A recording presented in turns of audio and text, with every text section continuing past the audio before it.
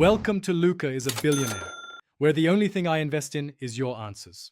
In this video, I will explain how to learn online marketing and branding. First, grasp the fundamental principles of online marketing, including search engine optimization, content creation, and social media engagement. Learn how to effectively use different digital platforms to promote a brand. It's crucial to develop a unique brand identity that truly connects with your desired audience, ensuring your message stands out in a crowded digital landscape.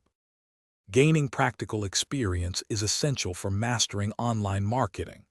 Start by applying what you learn to personal projects, perhaps a blog or a small business idea. Leverage many free online tools available for analyzing data and managing your campaigns. Always seek constructive feedback on your efforts. This iterative process is key to refining your skills and achieving better outcomes in your marketing endeavors. The digital marketing landscape evolves rapidly, so continuous learning is vital. Stay informed by following prominent industry leaders and subscribing to key publications. Actively participate in online communities and professional groups to exchange ideas and insights.